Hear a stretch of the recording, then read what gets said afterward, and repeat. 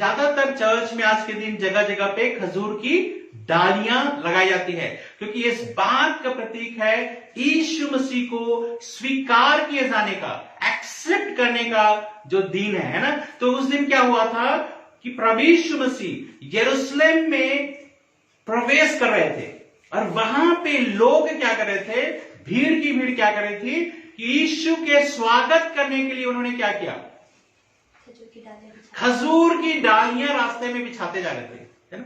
इसीलिए आज इसको क्या बोलते हैं, पाम संडे या खजूर का रविवार बोलते हैं। तो ये बेसिकली प्रभु यीशु को एक्सेप्ट करने का दिन है।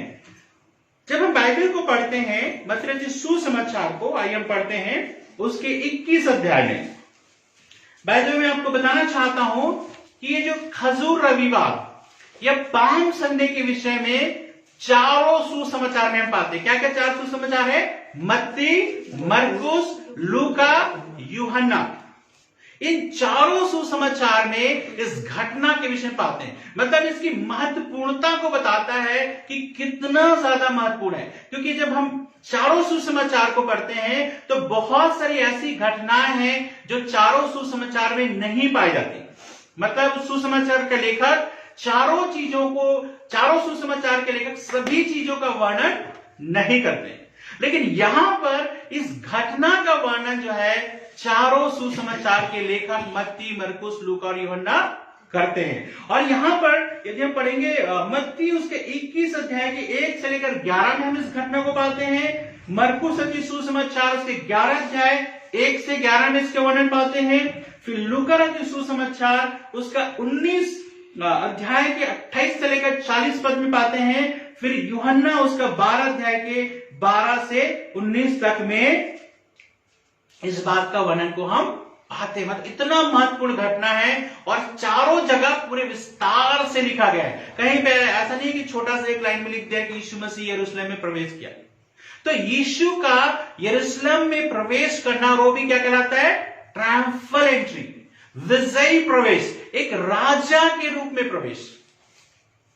जब बाकी जगह पर आप देखते हैं प्रभु यीशु मसीह के विषय में लिखा है कि प्रभु यीशु मसीह जब बहुत बार लोगों को बोलते थे। एक बार तो क्या हुआ, लोग उनको राजा बनाने के लिए पकड़ने वाले थे कि जब उन्हें देखा कि रोटियां खाई तृप्त हुए तो बोले ये अच्छा है, यीशु मसीह हमारा राजा बन जाए, क्योंकि रोज खाने को मिलेगा, कुछ काम करने की जरूरत नहीं है। तो राजा बनाने के पकड़ने वाले थे, मतलब उसको बांध के रखना चाहते थे कि यहीं पे रहो, अच्छी बात है, आपके साथ ही रहेंगे, है ना।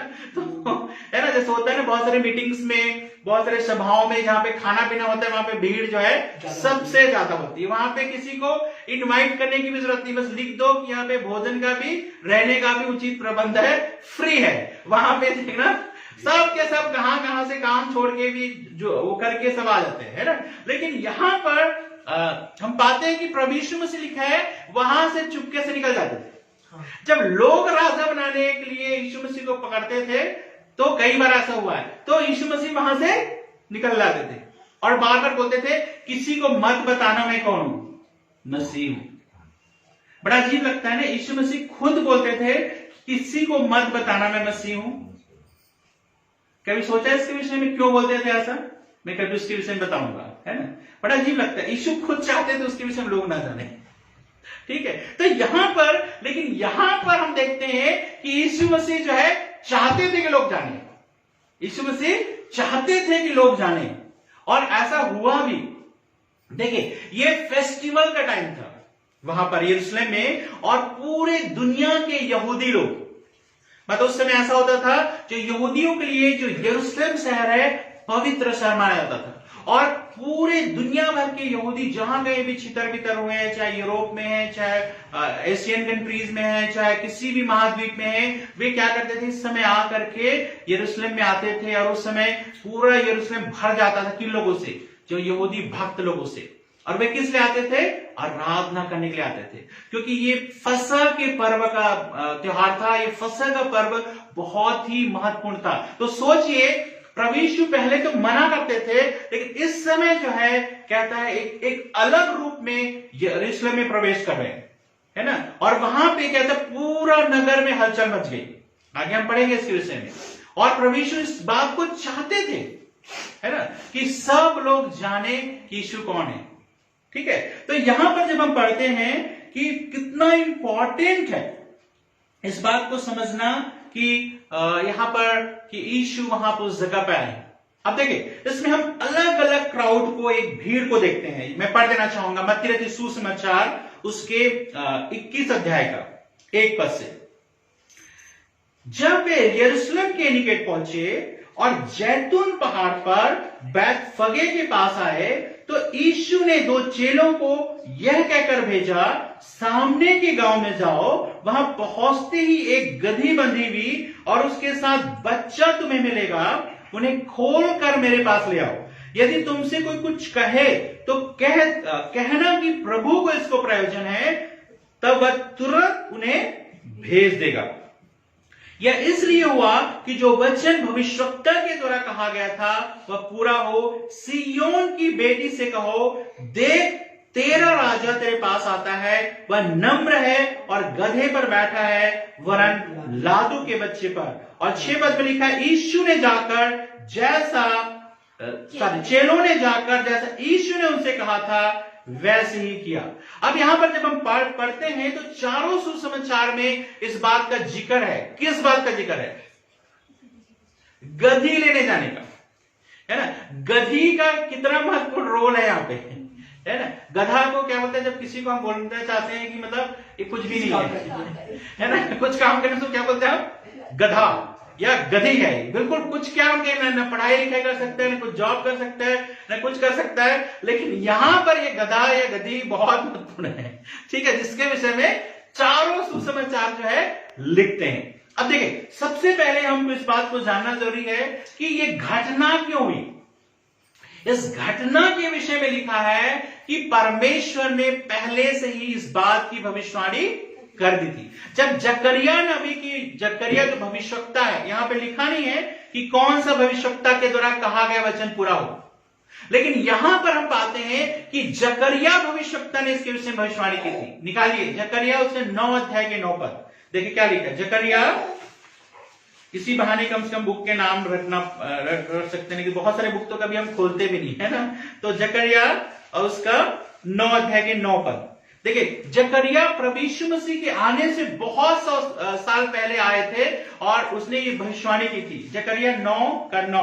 यदि इस तरह के बाइबल है आपके पास, 1102 पेज नंबर है, 1102 पेज नंबर निकाल लीजिए।